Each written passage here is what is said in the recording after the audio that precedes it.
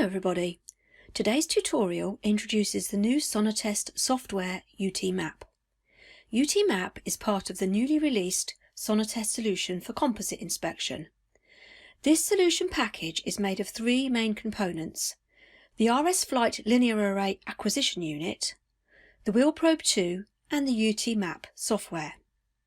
Where the RSflite and the Wheel Probe 2 are the products for the data acquisition, the UTmap software is for the analysis part of this solution.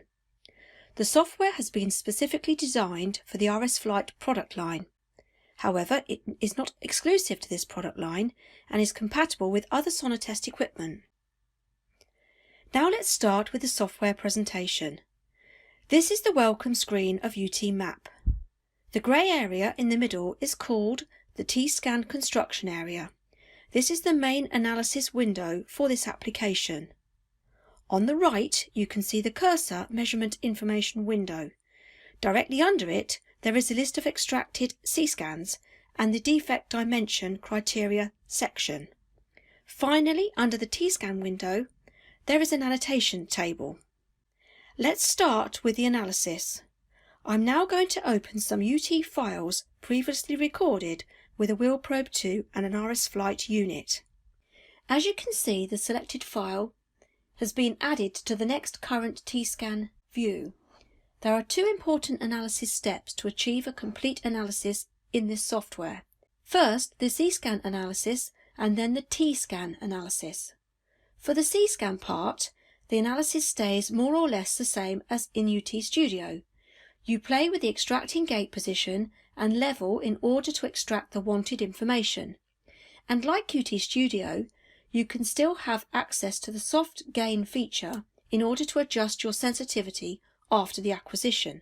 As you may be aware, you can cover a large range of applications by extracting the C-scan information by setting the starting gate just after the interface echo and setting the end gate right after the back wall echo. Once you are satisfied with the current extracted C-scan information, you can send it to the T-scan construction area. To do so, you have two options. The first one is to send your C-scan individually in the T-scan view. This option allows the end user to improve the overall part inspection by optimizing the individual C-scan gatings and reference levels. This is especially useful when the part to be inspected has a complex geometry, thickness variations, or variable acquisition conditions. On the other hand, if such individual analysis is not required, it is possible to analyse only one C-scan and then apply the current gate setting to all the other individual C-scans and extract them all at the same time. The C-scan analysis is done for all the stripes, and I'm now in my T-scan view ready for the second part of the analysis. Just so you know, at all times you can change the C-scan information by getting back into the individual C-scan file and updating the T-scan information. This analysis step allows the end user to do post-acquisition correction by stitching the C-scan stripes together to enable the correct probe starting position and overlap error for a better data overview of the inspected part. This feature greatly improves floor sizing characterization and improves the overall report quality. It is not the case with the current dataset, but sometimes it can be difficult to arrange together. UTmap allows the importation of reference images and CAD drawings to ease the stitching and improve the overall report information. As you can see, having a reference image really helps for the stitching part of the analysis. Once the stitching is complete, it is easier to find defects and measure them in the T-scan view. The ultrasonic information has both amplitude and time of flight information. You could switch from one to the other at any time. The current view is an amplitude representation of the part. Just so you know, UTmap has plenty of colour palettes to use, or you can create your own custom one. Now I just switched from an amplitude representation to a time of flight representation. The scan now displays a whole new set of information.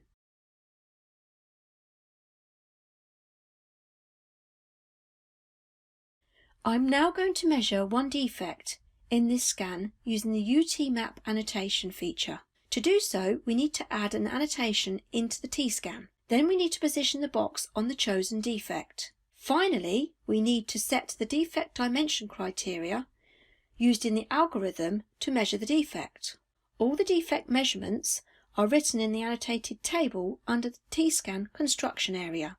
As you can see, as the criteria is changing, the calculation algorithm is giving real-time visual feedback of the computed area. This greatly improves the reporting quality and the level of confidence towards automatic tool calculation. So you know, in the defect dimension window, it is also possible to combine both amplitude and time of flight criteria for the defected area. Finally, when you are satisfied with the size of your indication, you can export the raw data into a CSV file and generate your report. I hope this tutorial has been useful and that you appreciate this product. Don't forget to contact your sales representative for more information.